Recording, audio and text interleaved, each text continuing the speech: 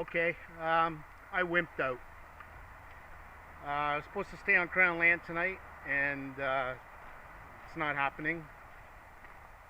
I am here at Pancake Bay Provincial Park, but I wimped out for a reason, and the reason is that I don't know the shoreline up and down Lake Superior. Apparently, talking to a woman in Batchewana Bay, that there's Crown Land all over the place. You can stay anywhere, and that's great. I would love to stay on Crown Land all up the coast of, Lake Superior. But I'm worried about a couple of things. One of them is the access to the Crown Land. There's a lot of sand up here, and my bike cannot go through sand. And to get into this Crown Land area, if there's sand, I'll never get in. So I was riding by Pancake Bay Provincial Park. I had 5 kilometers to go to that Crown Land campsite that I was supposed to stay at, and then it hit me. I had to make a decision. What am I going to do? Why don't you go in here and see if you can get a campsite, just call it a day, and get ready for the rain that's supposed to come for the next 2 days? Or keep going, find out that my bike is inaccessible because of all the weight, the thin tires, the sand. You just can't push your bike through that. It's ridiculous. I don't know what it's like. I could have checked it out, but it would have been wasting more time. I would have added an extra kilometer, 10 kilometers to the day. So I said, I pulled into Pancake Bay Provincial Park. I got myself a campsite, and I'm here for the night. So I was talking to a couple of campers here. They said the rain's supposed to come at about 8 o'clock in the morning, which is good because I'm usually on the road by 6. So I can pack the equipment dry. The problem is when I get to Agawa Bay Provincial Park, I'm going to be probably putting my tent up in the rain, and I don't like doing that. So I'm looking for the pathway to the lake. I'm going to go see this. This is pretty cool.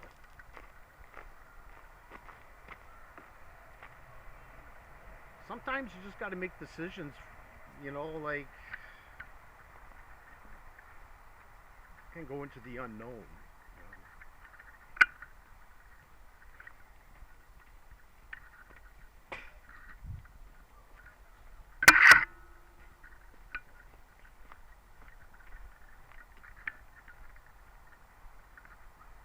And quite frankly, I don't think it matters where you stay along Lake Superior.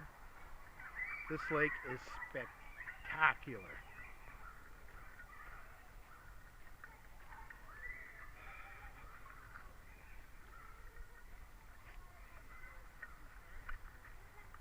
I think I'm well over 800 kilometers now in just 13 days.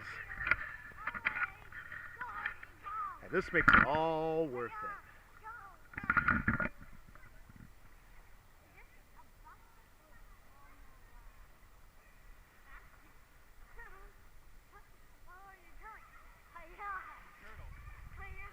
That's what it's all about right here.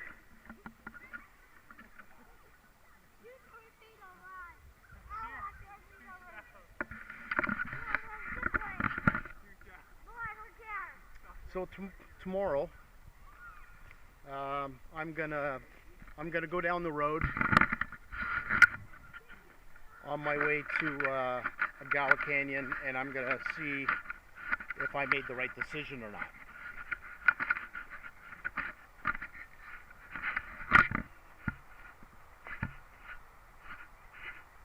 Like here, it's all sandy beach.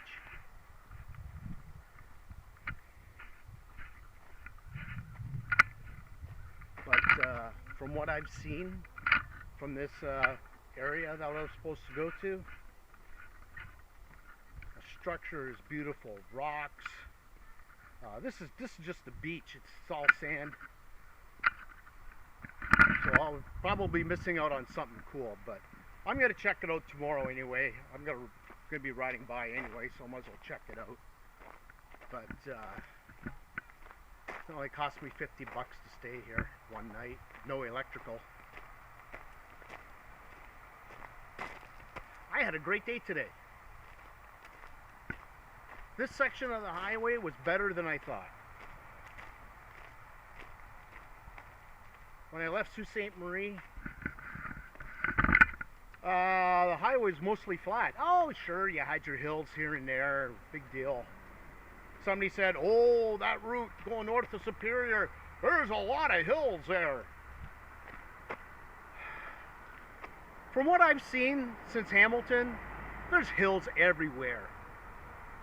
There's no difference. I'd say probably the worst stretch of road I was on so far was the second half of Highway 6 to Tobermory. No, it was the second half of Highway 6 from Baymouth, South Baymouth to Espanola. Now, that was horrible. That was like big grade, kilometers long. I knew it was coming. I was ready for it. I've driven it once. I've seen it. So, I've lucked out with no rain.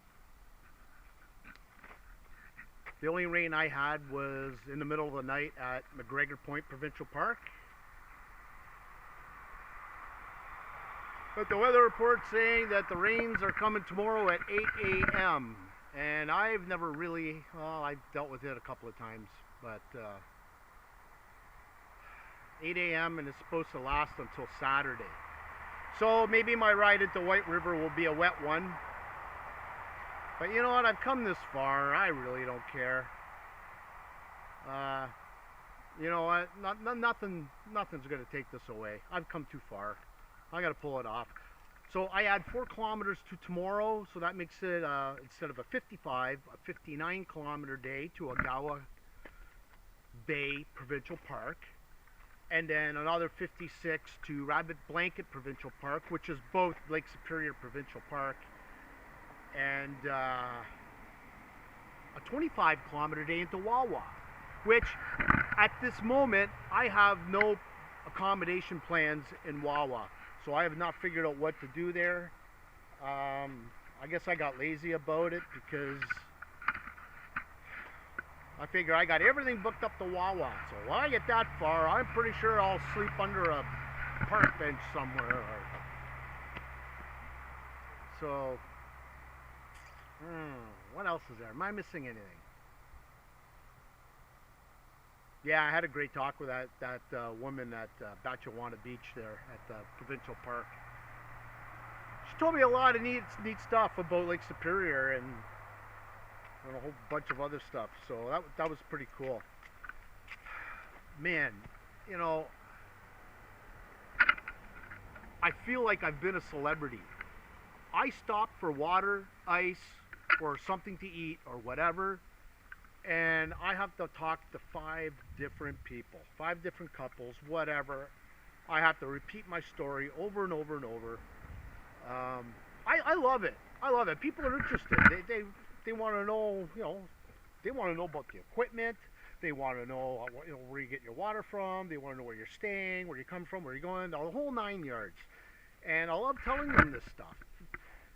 It's nice talking to people when they have interest in what you're doing.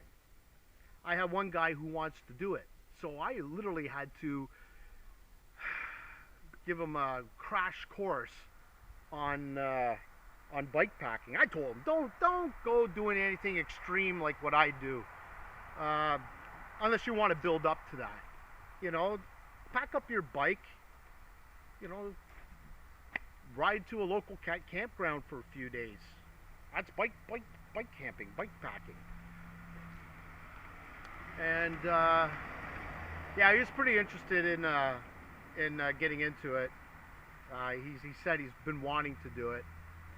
So I just told him that make sure when you buy your equipment that it works, that you buy high end. Don't buy the cheap stuff. I mean, even some of my good stuff, man, I had to buy pillows, my pedals, and the things I was supposed to break, like my spokes, I haven't broken any. I have over 10,000 expedition kilometers on my wheels. and they're not really you're not really expecting to use them for trips such as this one. So I packed a lot of extra spokes. I had a socket wrench. I packed the chain tool to take the cog off when the spokes eventually break, but they never did. So all that extra weight for nothing. So I don't know what the future is going to hold. My equipment is getting old. Okay, I'm on my 7th expedition. I'm on my 2nd bag on the trailer. The trailer's doing okay, but the panniers, they're getting worn. They're starting to frail a little bit here, starting to come apart. You see in some places the plastic's coming off, you know. Plus, not only that, they get leaned up a lot on things. So there's a lot of wear and tear going on down there as well. So if I do this again, I'm going to be a little wiser. I'm going to make sure that my equipment is top notch, because there's nothing worse than equipment failure when you're on an expedition. It's just not acceptable. Okay, I think that's it for now. I don't think there's anything else. But man, I talk to a lot of people. A lot of people. It just feels good. It just feels good. It just feels like, you know, traffic's been great. There's only a couple of times some vehicles got too close to me, but I think they were just trying to thread the needle, and I get it. Oncoming traffic, you can't really move for them. So they can't, you know. So I had a transport truck come within, I think it's about 6 inches of my side mirror, which means probably about a foot from me. But I get what he was trying to do. He was trying to thread the needle. He couldn't stop. He couldn't come into oncoming traffic. And as long as I stayed on the side of the road and I held a straight line, I think we got along just fine. What I'm trying to say is, nobody has been an asshole on the road towards me. No one's honked at me. No one's yelled profanities at me. Nobody's told me to get off the road. What are you doing on the road? No. It's been totally the opposite. People have been awesome. Man, it's just, you know, after a 2-year layoff because of this whole pandemic thing, I can't believe I'm pulling this off. Like, oh, that's just a whole nother story. But anyway, I'm going to end this film. I'm probably running out of disk space, so anyway.